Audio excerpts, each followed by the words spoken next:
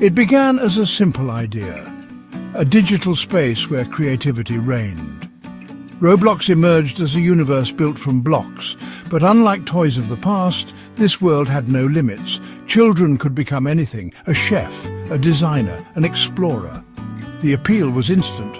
Millions joined, creating avatars and diving into a sprawling user-generated cosmos. Roblox's growth was explosive, quickly becoming a household name. Parents saw it as a safe, creative outlet, better than many corners of the internet. The company promoted an image of safety and empowerment, marketing Roblox as a utopian playground. But behind the cheerful facade, a complex ecosystem was forming.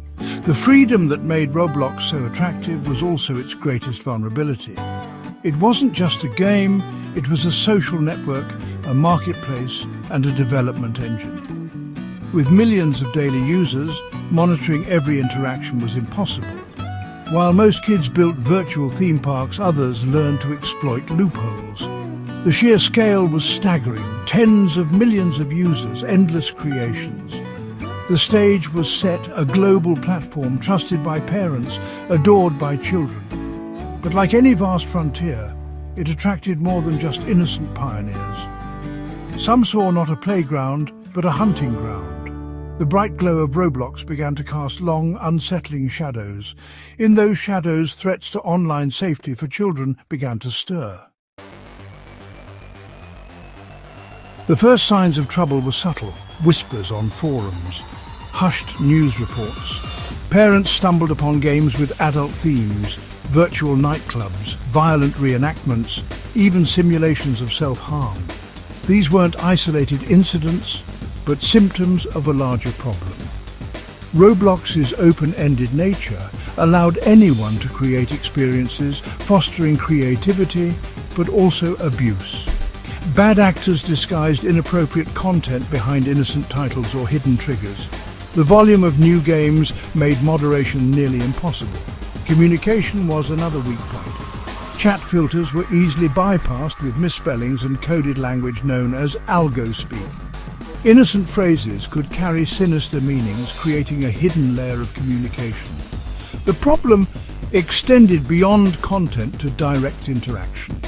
Reports emerged of adults posing as kids, building trust and offering virtual gifts. They'd lure children to less moderated platforms like Discord or Snapchat. Roblox became a gateway, a first point of contact for those seeking to exploit vulnerable children.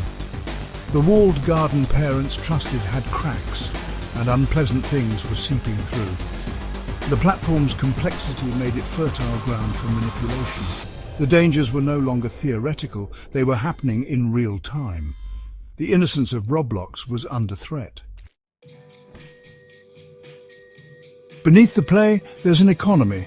Roblox's virtual currency, bought with real money. For many kids, Robux is a status symbol, unlocking exclusive content and social clout.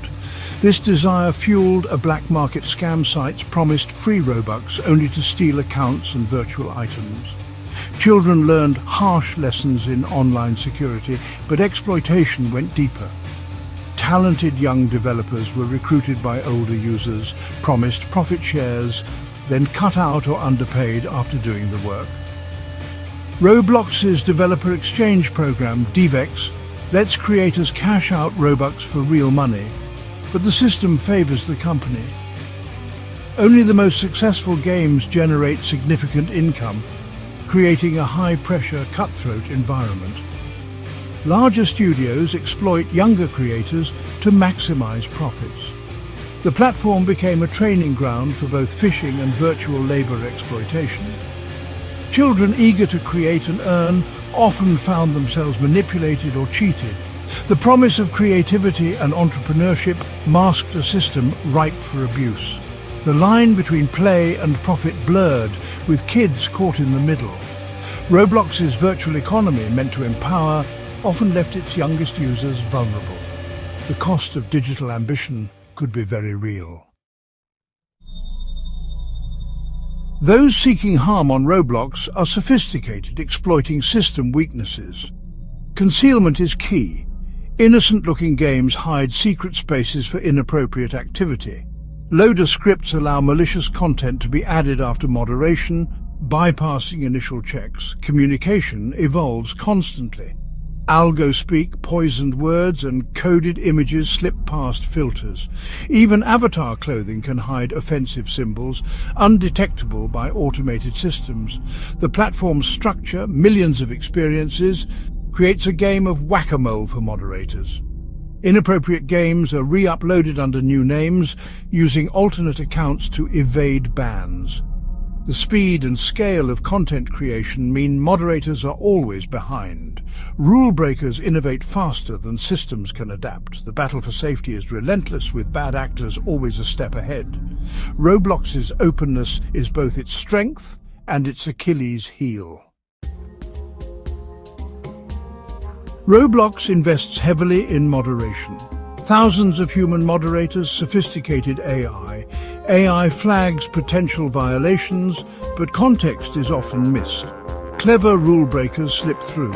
Human moderators face psychological strain, sifting through disturbing content around the clock. The volume of reports is overwhelming. Split-second decisions mean things are missed. Users reporting genuine issues often receive automated responses, eroding trust. Rule-breaking content is well hidden. Abusers cover their tracks. The moderation system is always reactive, never fully ahead. Burnout among moderators is high, and the task feels endless. For every problem solved, more appear. The challenge of keeping Roblox safe is truly Sisyphean. The platform's scale makes perfect moderation impossible.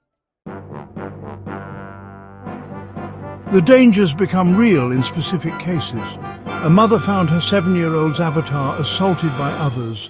An innocent game turned traumatic. After real-world tragedies, users recreated violent events, desensitizing young players and blurring fantasy with reality. Grooming cases surfaced. Predators used Roblox to contact, befriend and exploit children, moving conversations to other apps. Virtual kidnappings and extremist roleplay games have been reported. Each story is a stark reminder. Behind the avatars are real children. Emotional and psychological harm in the virtual world is real. For some, Roblox stopped being a game and became a source of fear. Beyond explicit dangers, Roblox's design has subtle psychological effects. The platform's reward systems and social pressures can be addictive, leading to excessive screen time and neglect of real-life activities. Virtual status symbols and in-game purchases create stress, exclusion and cyberbullying. Children are exposed to adult economic concepts and constant advertising, blurring play and commerce. Gambling-like mechanics such as loot boxes foster risky behaviors. The environment shapes self-worth, social skills and attitudes toward money. Anxiety, depression and distorted reality can result. Roblox is a vast, unregulated psychological experiment on millions of children. Roblox's core challenge is the open platform paradox. Freedom fuels creativity but invites risk. Locking down the platform would stifle innovation. A hands-off approach is unsafe for children. The company is forced into reactive moderation, always plugging leaks. Rules and filters are outpaced by user ingenuity. Unlike platforms with older users, Roblox's young audience is more vulnerable. The stakes are higher. Children are less equipped to spot danger. Balancing empowerment and protection is incredibly difficult. There's no simple solution. The platform's vibrancy and risk are inseparable.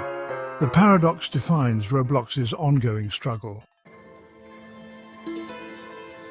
Roblox is a tool, capable of good and harm.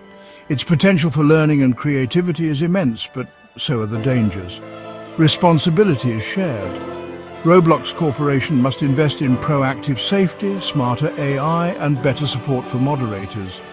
The company must prioritize child safety over profit and be transparent about challenges. Parents must be vigilant. Roblox is not a box of Lego, but a key to a vast digital city. Supervision, conversation, and engagement are essential. Setting parental controls is only a start. We're navigating a new frontier. Digital worlds are now a permanent part of childhood. Banning them isn't the answer. Learning to navigate them safely is. Collective vigilance is required. Companies, parents and society must all play a role. The company must be a responsible architect. Parents must be attentive guides. Society must shine a light into the platform's dark corners and demand higher standards. The gates to the digital world are open. We all have a role in guarding them.